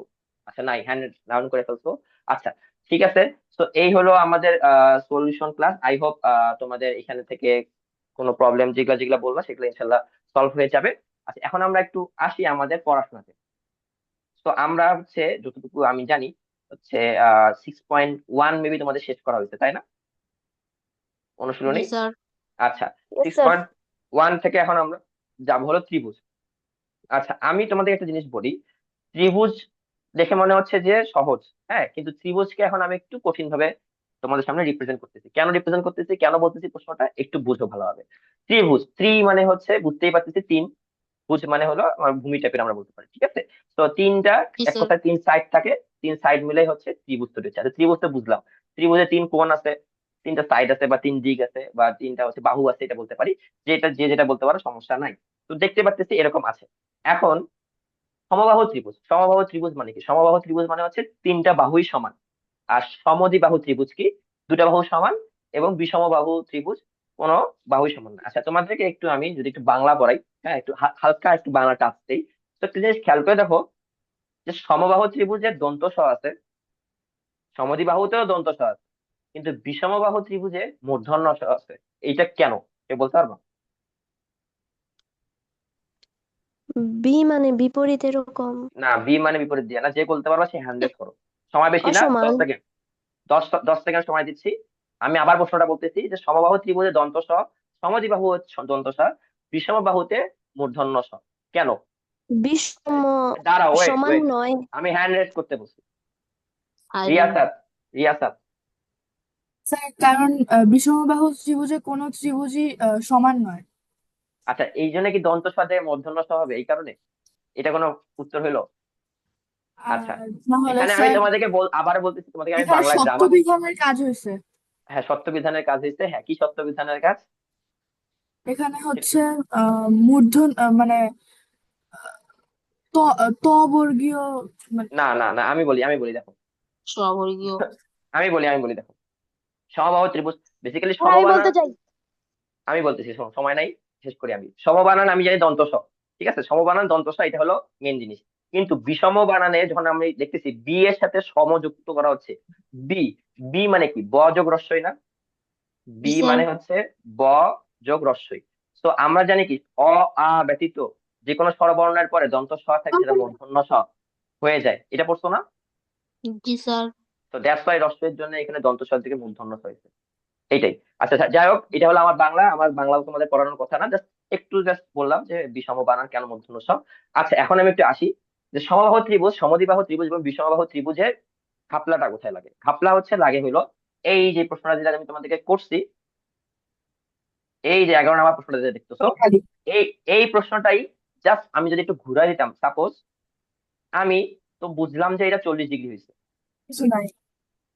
সবাই একটু মিউট করো প্লিজ, ক্লাসে সবাই একটু মিউট করে রাখবা, ঠিক আছে? আমাকে যাতে জি বারবার স্যার। সবাইকে মিউট করা না লাগে। ওকে, তো দেখো, 40 ডিগ্রি আছে। আমি বলতেছি যে আমার এই দুটো বাহু সমান। ওকে, তো এই দুটো বাহু যখন সমান, আমি সমবাহু ত্রিভুজ মানে এটা বুঝবো যে আমার যে দুটো বাহু সমান তার ঠিক বিপরীত কোণ, যে দুটো বাহু সমান, এই বাহু এবং এই বাহু সমান, তার ঠিক বিপরীত দুটো বাহু, বিপরীত দুটো কোণও সমান হবে। তার মানে কি, এই বাহুর বিপরীত কোণ কোনটা? এইটা। এবং এই বাহুর বিপরীত কোণ হচ্ছে এইটা, তাহলে এটা যদি 40 ডিগ্রি হয় এটাও 40 ডিগ্রি হবে, এবং এটা এই কারণেই 100 ডিগ্রি হচ্ছে। আচ্ছা, এখন ধরো এই প্রশ্নটাকেই আমি করতেছি অন্যভাবে, যে এরকম দিলাম, ধরো যে বললাম এইটা 40 ডিগ্রি এবং হচ্ছে এই দুটো সমান, ঠিক আছে। তো তখন আমার বাকি কোণগুলোর মান কত হবে, এটা মানে কোণের মান কত হবে, এটা কোণের মান কত হবে, এটা হচ্ছে তোমাদের কাছে প্রশ্ন। স্বাভাবিকভাবে সবাই ভাবে যে এটা 40 মানে এটা 40, কিন্তু এটা আসলে না।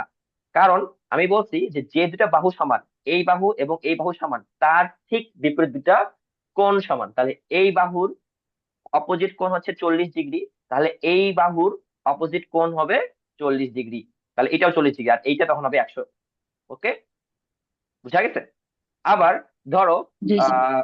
আমি যদি বলি যে এটাই বললাম 40 ডিগ্রি, ধরো এটা 40 ডিগ্রি, কিন্তু আমি সমান দিলাম হলো এই দুটা, তাহলে দেখো এই বাহুর ঠিক বিপরীত কোণ হচ্ছে এইটা, এই বাহুর ঠিক বিপরীত কোণ হচ্ছে এইটা। এটা যেহেতু 40 ডিগ্রি দেওয়া আছে, তাহলে এটা কত হবে, এটা এখন প্রশ্ন থাকতে পারে। তো আমি তো একটার মানও জানি না, আমি তো তাহলে কিভাবে নির্ণয় করব? এই টাইপের জিনিস যখন বাহু নির্ণয় করতে কোণ নির্ণয় করতে দিবে, আমি তখন কিভাবে নির্ণয় করব? দেখো আমি এটা এটা হচ্ছে দেখতে পাচ্ছি যেহেতু সমদ্বিবাহু ত্রিভুজ, তার মানে আমি আবার বলছি সবাই মিউট করো, নাহলে আমি সবাইকে এখন মিউট করে দেবো যাতে কেউ আনমিউট না করতে পারো। ওকে, তো দেখো এটা 40 ডিগ্রি, বাকি দুটা কোণের মান আমি জানি না, আমি বুঝাই। বাকি দুটো কোণের মান আমি জানি না, তো আমি ধরে নিলাম এটা এক্স, তাহলে তো অবশ্যই এটাও এক্স হবে। তাহলে আমি জানি যে তিন কোণের সমষ্টি হচ্ছে 180 ডিগ্রি, তাহলে x plus x plus 40 degree তো হচ্ছে আমার 180 ডিগ্রি। তো এই 40 ডিগ্রি পাশে পাঠিয়ে দাও, তাহলে হয় 140 ডিগ্রি, আর এটা হয়ে যায় টোয়াইস এক্স, তাহলে আমি পাচ্ছি twice x equals to 140 degree.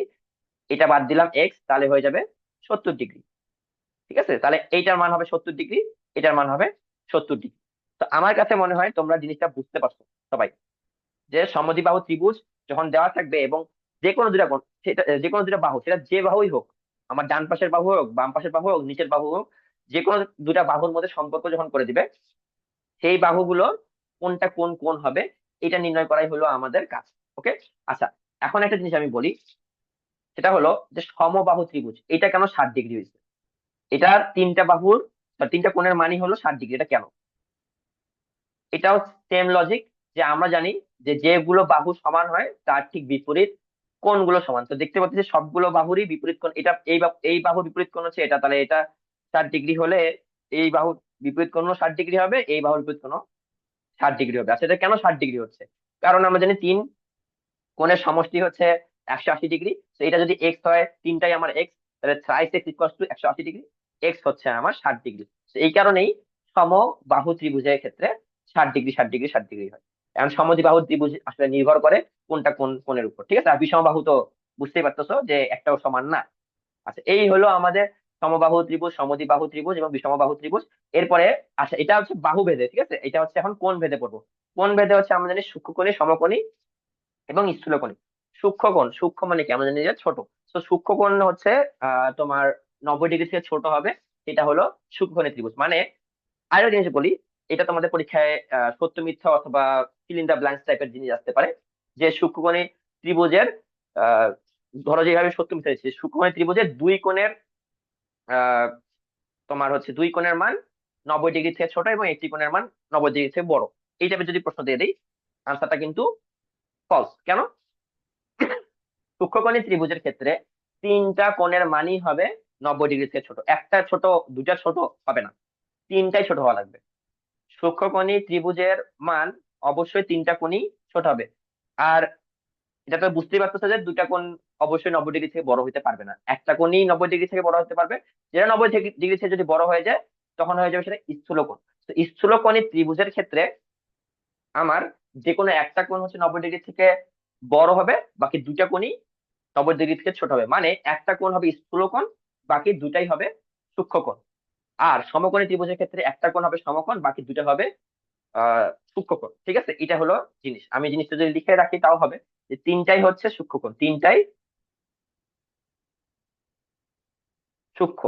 এখানে একটি সমকোণ আর দুটি হচ্ছে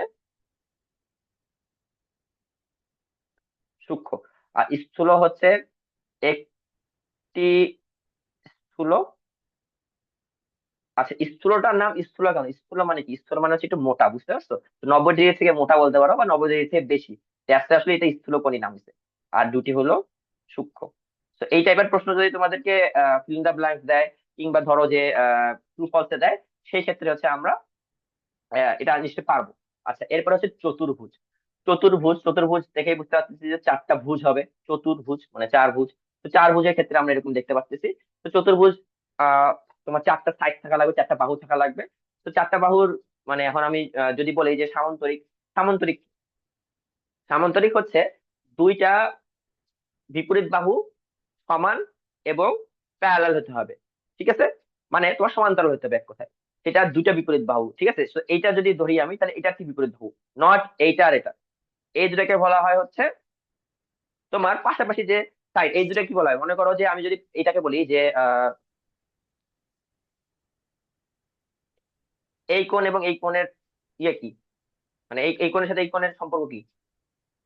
সন্নিহিত সন্নিহিত। কোণ। হ্যাঁ, সন্নিহিত কোণ। তাহলে এই যে সাইড আছে, বা এই যে হচ্ছে তোমার বাহু আছে, এই বাহুর সাথে এই বাহুর সম্পর্ক হচ্ছে সন্নিহিত বাহু। তাহলে সন্নিহিত বাহু নিয়ে আমি কোনো কথা বলতেছি না, আমি বিপরীত বাহুর কথা বলতেছি। ঠিক আছে, তো বিপরীত বাহুগুলো হইতে হবে সমান্তরাল এবং সমান, অবশ্যই সমান। ঠিক আছে, সমান না হলে আবার হবে না। তো জি সমান্তরাল এবং স্যার। সমান হচ্ছে, তাহলে এই দুটা, এখন যদি আমি এই বাহুর কথা চিন্তা করি, তাহলে এই বাহুর সাথে এই বাহুর সমান এবং সমান্তরাল হতে হবে। আচ্ছা, সমান এবং সমান্তরাল হইলো। এখন সামান্তরিকে কি কি প্রশ্ন আসতে পারে? সামান্তরিকের যে কর্ণগুলো আছে, এই কর্ণগুলো সামান্তরিকের ক্ষেত্রে সমান না, যদি সামান্তরিক এক্সাক্ট সামান্তরিক কথা বলা হয়। সামান্তরিকের ক্ষেত্রে এই দুটা সমান না, যে কোনো একটা বড় হবে, একটা ছোট হবে। ঠিক আছে, শুধুমাত্র এখান থেকে যে জিনিসটা আমাকে বের করতে হবে, সেটা হলো সামান্তরিকের দুই জোড়া বিপরীত কোণ। ঠিক আছে, তো দুই জোড়া যে বিপরীত কোণ আছে, এই কোণ সাথে এই কোণ হলো সমান হতে হবে। আবার এই কোণের সাথে এই কোণের সমান হতে হবে। ঠিক আছে, কিন্তু এই বি কোণ এবং সি কোণ আবার কিন্তু দেখা যাবে যে সমান হবে না, যদি সামান্তরিক পার্টিকুলার সামান্তরিকের কথা বলা হয়। ঠিক আছে, আচ্ছা গেল। এখন আমি আসতেছি হচ্ছে রম্বসের ক্ষেত্রে। রম্বসকে এক ধরনের সামান্তরিক বলা হয় কেন? লজিকটা চিন্তা করো। সামান্তরিকের ক্ষেত্রে ছিল বিপরীত বাহুগুলো সমান হতে হবে। তো রম্বসের ক্ষেত্রে এই বাহু এবং এই বাহু সমান, আবার এই বাহু এবং এই বাহু সমান। কেন? কারণ চারটাই তো সমান, তার মানে অবশ্যই বিপরীত এমনি সমান হবে। আর দুটাই কি হতে হবে? প্যারালাল হতে হবে, সমান্তরাল হতে হবে। সমান্তরালও আছে, চারটা বাহুই সমান, তার মানে বিপরীত দুটো বাহু সমান। আর বিপরীত দুটো বাহু সমান্তরাল। আবার বলে দেওয়া হচ্ছে যে বিপরীত কোণগুলো সমান, তো এখানে বিপরীত কোণগুলো সমান। আবার এই ক্ষেত্রে আমি দেখতে পাচ্ছি সামান্তরিকে মানে রম্বাসের ক্ষেত্রে যে দুইটা কর্ণ কিন্তু সমান না। ঠিক আছে, এই ক্ষেত্রে দুটো কর্ণ কিন্তু সমান না। আরেকটা জিনিস, সেটা হলো যে কর্ণের যে আমার যে এখানে হচ্ছে ছেদ করছে একে অপরকে, সেই জায়গায় হচ্ছে 90 ডিগ্রি, মানে মাঝখানে প্রতিটা কোণই হচ্ছে 90 ডিগ্রি। তার মানে আমি এ ও বি বলবো 90 ডিগ্রি, এ ও ডি বলবো 90 ডিগ্রি, সি ও ডি ও বলবো 90 ডিগ্রি, বি ও সি ও বলবো 90 ডিগ্রি। এই যে এখানে বলে দেখা হয়েছে, দেখা হচ্ছে এক সমকোণ হবে। ঠিক আছে, যে এ ও বি, বি ও সি, সি ও ডি, ডি ও এ সবগুলো হচ্ছে এক সমকোণ। তার মানে কর্ণদ্বয় তাদের ছেদ বিন্দুতে সমকোণে সমদ্বিখণ্ডিত করেছে। তো রম্বসের ক্ষেত্রে এটা অ্যাপ্লিকেবল। পরীক্ষা যদি এটা আসে সত্য মিথ্যার ক্ষেত্রে সত্য হবে, যদি এটা দিয়ে দেয় তাহলে হবে, যদি না দেয় তাহলে কিন্তু হবে না। আচ্ছা, তাহলে রম্বস হচ্ছে এক ধরনের, আমি কি বলতে পারি, এক ধরনের হচ্ছে সামান্তরিক। ঠিক আছে, কেন সামান্তরিক? আমি আবার বলতেছি, বিপরীত দুইটা কোণ সমান, বিপরীত দুইটা বাহু সমান্তরাল এবং সমান। রম্বসের ক্ষেত্রেও তাই, দ্যাটস ওয়াই রম্বস হচ্ছে এক ধরনের সামান্তরিক। আবার আমি আসতেছি আয়তের ক্ষেত্রে, যে আয়ত হচ্ছে এক ধরনের সামান্তরিক। কেন? এই ক্ষেত্রে দুইটা বাহু, বিপরীত দুইটা বাহু হচ্ছে সমান্তরাল, বিপরীত দুইটা কোণ হলো সমান, ও বিপরীত দুইটা বাহুও সমান। কিন্তু এখানে কিছু জিনিস আছে, সেটা হলো কর্ণদ্বয় হলো সমান। ঠিক আছে, তো এটা একটা সাথে আমি বলতে পারি যে এই দেখো খেয়াল করে, আয়তের কর্ণদ্বয় সমান এবং এরা পরস্পরকে সমদ্বিখণ্ডিত করে। ঠিক আছে, এই কারণে জি আমি এটা স্যার। বলতে পারি এটা হচ্ছে সমান্তরাল, মানে সামান্তরিক, সরি। আচ্ছা, এখন আমার একটা প্রশ্ন, যে আমি তো তোমাদেরকে বলছি যে রম্বস হচ্ছে এক ধরনের সামান্তরিক, আবার আয়ত হচ্ছে এক ধরনের সামান্তরিক। কিন্তু আমি যদি তোমাদেরকে বলি যে আয়ত এক ধরনের রম্বস, তাহলে কি হবে? হবে না। জি কারণ, স্যার। কেন হবে? হবে না। রম্বস হবে না, হবে না, কারণ রম্বসের চারটা সাইডই সমান, চারটা বাহুই সমান। বাট আয়তের ক্ষেত্রে চারটা বাহু সমান না। তো দ্যাটস ওয়াই আমি বলতে পারবো না যে আয়ত এক ধরনের রম্বস, আমি বলতে পারবো আয়ত এক ধরনের সামান্তরিক। তো রম্বস হইতে গেলে চারটা বাহু সমান হতে হবে, এইটা হচ্ছে তার নিয়মের মধ্যেই আছে। কিন্তু আয়ত সামান্তরিকের প্রতিটা রুলই মেনটেন করতেছে, প্রতিটা ল যেটা মানে যেটা যেটা মেনটেন করতে হবে প্রতিটাই মেনটেন করতে পারতেছে, এই কারণে আয়ত হচ্ছে সামান্তরিক, কিন্তু আয়ত রম্বস না, কারণ রম্বসের চারটা সাইডে যে সমান সেটা মেনটেন করতে পারতেছে না। এরপরে আসতেছি আমি বর্গের ক্ষেত্রে। বর্গ হচ্ছে এক ধরনের সামান্তরিক, এক ধরনের আয়ত, এক ধরনের রম্বস, তিনটাই। কেন? কারণ আমি ফার্স্ট অফ অল আগে আসি সামান্তরিকের ক্ষেত্রে। সামান্তরিকের নিয়ম কি? সামান্তরিকের নিয়ম হচ্ছে বিপরীত দুটা বাহু সমান এবং সমান্তরাল হতে হবে, বিপরীত কোণগুলো সমান হতে হবে। আমি জানি সবগুলো 90 ডিগ্রি, তার মানে তো বিপরীত কোণ সমান। আর সবগুলো সাইড সমান, তার মানে হচ্ছে কি, সবগুলো সাইড বললে সবগুলো বাহু সমান, তার মানে আমি বলতে পারি যে বিপরীত বাহুগুলো সমান, আর সমান্তরাল তো হবেই। তো সামান্তরিকের সাথে মিললো। আমি বলছি এটা রম্বস। কেন? কারণ রম্বসের প্রত্যেকটা সাইডই সমান হতে হবে, প্রত্যেকটা বাহু সমান হতে হবে, এই ক্ষেত্রেও তাই। ঠিক আছে। এবার আয়তের ক্ষেত্রে, মানে বর্গ এক ধরনের আয়ত। কেন? কারণ বর্গে আমার দেখতে পাচ্ছি যে সবগুলো 90 ডিগ্রি, মানে কোণগুলো সবগুলো 90 ডিগ্রি। আয়তের ক্ষেত্রেও কোণগুলো সবগুলোই কিন্তু 90 ডিগ্রি। ঠিক আছে। তো এই কারণে বর্গ একই সাথে সবগুলো। খেয়াল করে দেখো, বর্গ এমন একটি আয়ত এখানে লেখা আছে, বর্গ এমন একটি সামান্তরিক এখানে লেখা আছে, আর হচ্ছে, এক মিনিট দাঁড়াও, স্যার এই যে বর্গ একটি রম্বস। ঠিক আছে। তো একসাথে আমি বলতে পারি বর্গ হচ্ছে আয়ত, বর্গ হচ্ছে সামান্তরিক, বর্গ হচ্ছে রম্বস। এখন যদি আমি তোমাকে বলি যে সবগুলো রম্বসই বর্গ, কিন্তু সব বর্গ রম্বস না, এটা হবে মিথ্যা। কেন? সবগুলো রম্বসই বর্গ, সবগুলো রম্বস বর্গ না, কারণ রম্বসে প্রতিটা কোণ 90 ডিগ্রি না। উল্টা কথা হবে যে প্রতিটা বর্গই হলো রম্বস। কেন? কারণ রম্বসে আমার কি কি আছে? রম্বসে আমার চার সাইড সমান হতে হবে, বর্গতে চার সাইড সমান আছে। বর্গতে আমার বিপরীত দুটা কোণ সমান হতে হবে, আমার বর্গের ক্ষেত্র বিপরীত দুটা কোণ সমান।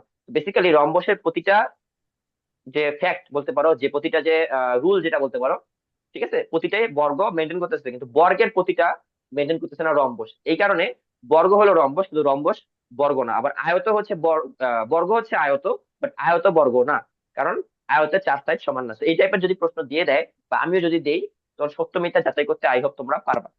ঠিক আছে। আচ্ছা, আপাতত হচ্ছে আজকে এই পর্যন্তই থাকুক। আমরা নেক্সট দিন হচ্ছে 6.2 শুরু করবো। তার আগে আমি তোমাদের সবার একটু প্রশ্ন নেবো। কি কি প্রশ্ন আছে বলো আজকে, এখন যা যা পড়াইলাম চতুর্ভুজ এবং ত্রিভুজ নিয়ে। কারো কোনো কোশ্চেন আছে? স্যার তাসিন বলো। স্যার ত্রিভুজের কোন বিপরীত কোণগুলা মানে বিপরীত কোণ ওগুলো বুঝি নাই। আচ্ছা, চেক করে নিও আবার, ভালোভাবে ইনশাল্লাহ বুঝতে পারবে। এখন আলাদা করে যদি বুঝাতে যাই দেখা যাবে আবার সময় চলে যাচ্ছে। তো রেকর্ডিং ক্লাস দেখে নিও। আচ্ছা, সিরাজুম মির্জা। স্যার সামান্তরিকের একটি কোণ সমকোণ হলে সেটা আয়ত কিভাবে হয়? আচ্ছা, একটি কোণ বলতে গেলে কি শোনা, আমি বলি একটি কোণ না, সবগুলো কোণের কথাই বলা হচ্ছে। খেয়াল করে দেখো, আহ এই যে এখানে বলে দেওয়া আছে যে সামান্তরিকের একটি কোণ সমকোণ। হ্যাঁ, তোমার একটি কোণ যদি সমকোণ হয় তাই আয়ত, এই কথাটা বলে দেওয়া হচ্ছে না। তুমি ধরো যে এইটা কোণ তুমি যদি 90 ডিগ্রি করতে চাও, এখন এই কোণের, মানে তোমাকে আমি একটু জিনিসটা বুঝাই, আমি আমি নিজে আঁকতেছি, দেখো খেয়াল করে। যে ধরো আমি একটা সমকোণ আঁকছি, ওকে। তো এইটা তো আমার 90 ডিগ্রি হয়ে গেছে, সমকোণ তো আমার এটা, তাই না? তো আমি তো জানি যে এই যে কোণটা আছে, এই যে বাহুটা আছে, এই বাহুর ঠিক বিপরীত বাহু আমার এইদিকে একটা বাহু তৈরি করবো, বাট এটা তো সমান্তরাল হতে হবে, তাই না? যদি আমি সমান্তরাল আঁকি তাহলে নিশ্চয়ই আমার এটা সোজা হবে। আর এটা যদি জি। সোজা হয় তাহলে এইটার সাথে এইটা অবশ্যই 90 ডিগ্রি হবে। বুঝা গেছে? আবার এই যে বাহুটা আছে, কিভাবে? এই বাহু কিভাবে না, এটা তুমি আঁকলেই বুঝতে পারো। বুঝতে পারছো? মানে আঁকতে হবে জিনিসটা। বুঝতে স্যার আমি পারছো? একটা কোণ সমকোণ রাখলাম, কিন্তু উপরের যে বাহুটা ওটা যদি আমি একটু বাঁকা রাখি তাও তো আমার একটা বাঁকা কোণ হলে, সমকোণ। আচ্ছা বাঁকা হলে তো সমান্তরাল হবে না। তুমি বলো, তুমি এখন যদি এই জিনিসটা তুমি বাঁকা রাখো, তাহলে যেটা আমি বাঁকা রাখছি, তাহলে কি এই বাহুর সাথে এই বাহু সমান্তরাল হলো? ব্যাপারটা এবার কিন্তু বুঝতে পারছো? সমান্তরাল কথা তো বলে নাই। আচ্ছা, সামান্তরিক বলছে, দেখো আমি তোমাকে আবার বলতেছি, এখানে বলছে যে সামান্তরিক, তো সামান্তরিক হইতে গেলে আমাকে অবশ্যই সমান্তরাল হতে হবে। যে চতুর্ভুজের বিপরীত বাহুগুলো সমান্তরাল, তাই সামান্তরিক। তার মানে কি, আয়তের বিপরীত বাহুগুলো সমান্তরাল। বুঝা গেছে? আয়ত যদি জি একজনের স্যার। সামান্তরিক হয়, তাহলে সামান্তরিক হইতে গেলে কি হইতে হয়? সমান্তরাল হইতে। এটা তো আমি তোমাকে প্রথমে বললাম যে যদি সামান্তরিক হইতে হয় তাহলে বিপরীত বাহুগুলো সমান্তরাল হইতে হবে, এটা মাস্ট। এবার বুঝতে জি পারছো স্যার আই গেস? বুঝছি। আচ্ছা আচ্ছা, ঠিক আছে। এরপর এরপর হচ্ছে আহ আরিশা। স্যার স্যার, যদি চতুর্ভুজের কোনো কর্ণের মান নির্ণয় করতে বলে তাহলে ওটা কিভাবে করব? আবার বলো। চতুর্ভুজের কোনো কর্ণের মান কিভাবে নির্ণয় করব? আচ্ছা, এই যে মান নির্ণয় করা, কোণের মান নির্ণয় করা, এটা তুমি নেক্সট ক্লাসে পড়বো, সমস্যা নাই, এটা নিয়ে টেনশন নাই।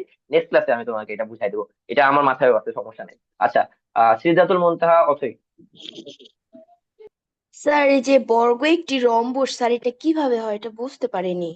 আচ্ছা, আমি এই কথাটা দুইবার বলছি, প্লিজ কাইন্ডলি হচ্ছে রেকর্ডিং ক্লাসে দেখে নাও, ঠিক আছে? আবার রিপিট করতে গেলে নেক্সট ক্লাসে তোমার শুরু করতে পারবো না, আমারও একটা নেক্সট ক্লাস আছে। আচ্ছা, এরপরে হচ্ছে মুহতাসিব। স্যার, হ্যাঁ, তাড়াতাড়ি বলো। স্যার এটা কেমনে করবো? কোনটা কেমনে করবা? আচ্ছা, আমাকে একটু কাইন্ডলি মেসেজ করে দিও, এখান থেকে আমি আসলে দেখতে পাচ্ছি না। ঠিক আছে, তুমি আমাকে মেসেজ করে দিও, আমার নাম্বার আছে না তোমার কাছে? সেই নাম্বারে মেসেজ করে দিও, না ঠিক আছে? স্যার। আমি ওখানে, আচ্ছা, আমি তোমাদেরকে সবাইকে আরেকবার আমার নাম্বারটা দিয়ে দিচ্ছি, 01614392020, ঠিক আছে? এই নাম্বারে আমাকে মেসেজ করলেই তোমাদের প্রতিটা প্রশ্নের উত্তর ইনশাল্লাহ পেয়ে যাবে, ঠিক আছে? আচ্ছা, আই হোপ সবার প্রশ্নের উত্তর দিতে পারছি। এরপরও যদি প্রশ্ন থাকে, এই যে আমার নাম্বার, আমাকে মেসেজ করবে, ঠিক আছে? তো সবাই ভালো থাকি। আল্লাহ হাফিজ, আসসালামু আলাইকুম। আসসালামু আলাইকুম। ওয়ালাইকুম ওয়ালাইকুম আসসালাম। স্যার। ওয়ালাইকুম আসসালাম। ওয়ালাইকুম স্যার। আসসালামু আলাইকুম স্যার।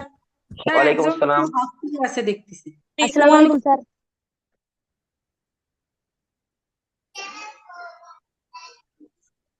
আসসালামু আলাইকুম স্যার। ওয়ালাইকুম আসসালাম। স্যার একজন তো হাত তুলে আছে। আরিশাকে অলরেডি কোশ্চেন করতো।